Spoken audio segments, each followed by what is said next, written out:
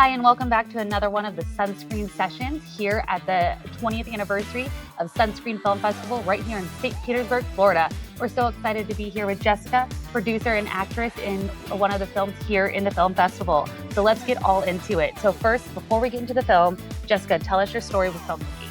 Yeah, so I came as an actress, and I realized that, as an actress, you have to wait for other people to give you jobs. Yes. And then I realized if I were to produce work that I actually really cared about, and if I could champion writers I really cared about, then I could work more. So I started producing. And the thing is, if you produce, then you also get to act in your own work.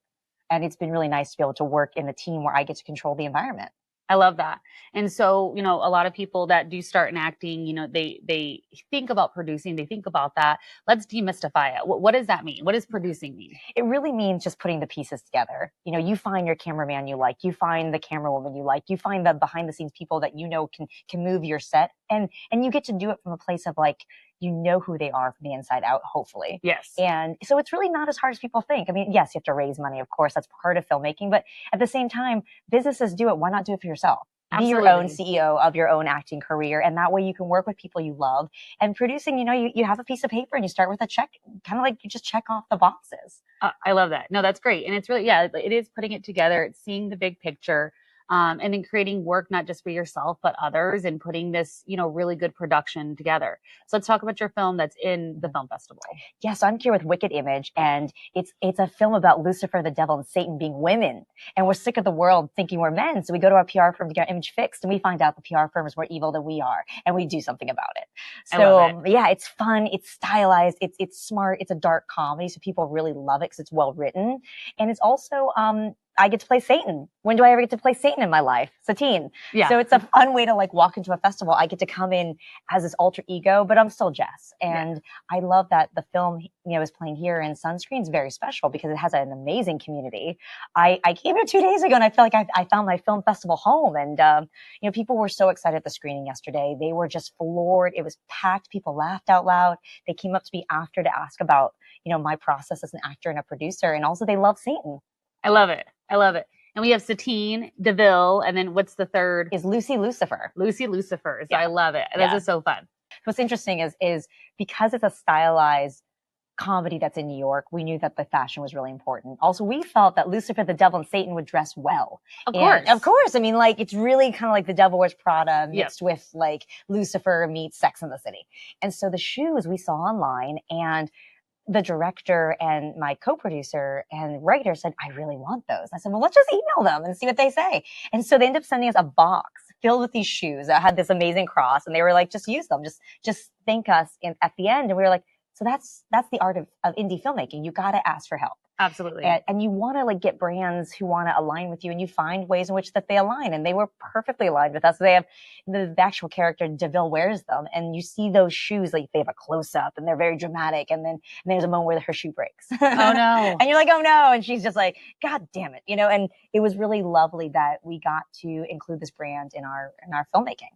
And that's amazing. And brands are waiting to be in your films. That's the thing, is they want that. They want that exposure. They want an artistic representation of their products. It's another way that we talked about celebrating creativity, when we had our elevator chat this morning, is, the magic of film festival. And last night, staying in the lobby, exchanging creative thoughts. So tell me, what do film festivals mean to you? Yeah, they're crack cocaine. They are so addictive and they're so incredible. And what you have is you have a bunch of creative minds who love doing the same thing. It's like band camp for film people. It is just so much creative juices flowing, and everyone knows how hard it is.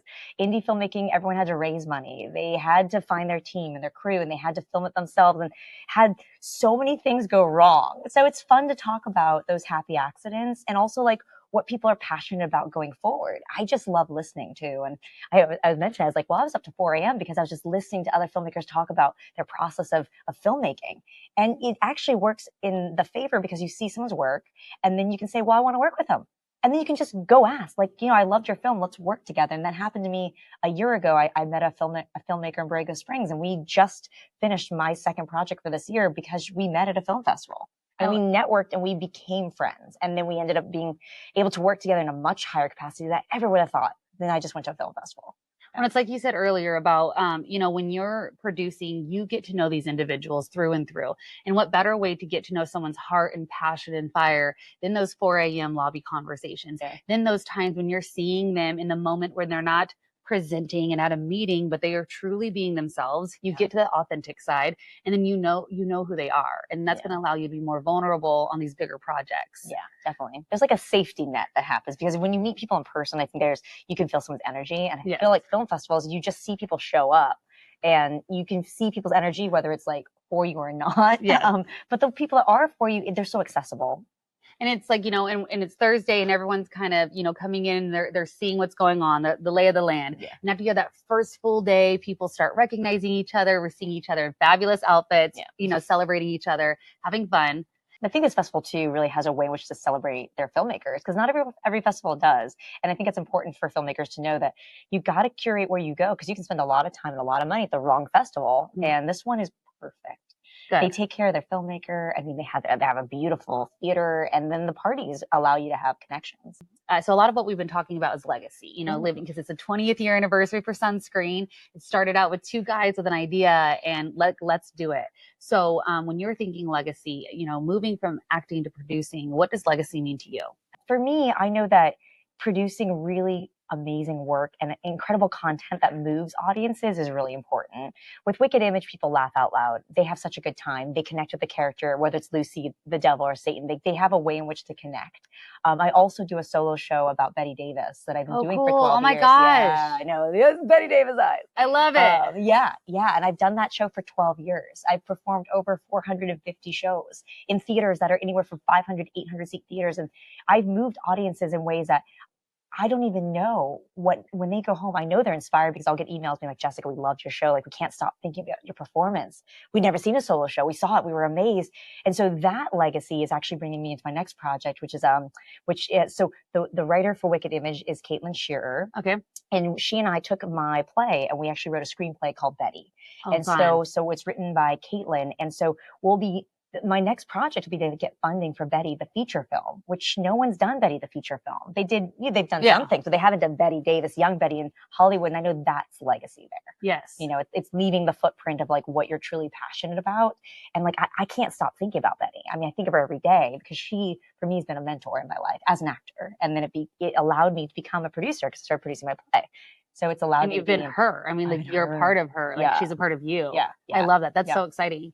Yeah. So Wicked Image right now is a short. It's 8-minute short. So is your goal here? Do you want to turn that into a feature? What's our goal? So our goal is to, I'd love someone to give us funding so we could do 10 to 12 episodes. Oh, cool. And fun. we would do what we want to do is we would take down bad America. So there's so starting with America. The PR firm. Okay, I love the PR it. Firm, okay. And then it moves into like the bad America. And then the devils will be taking down these bad Americans, which is so ironic. Yes.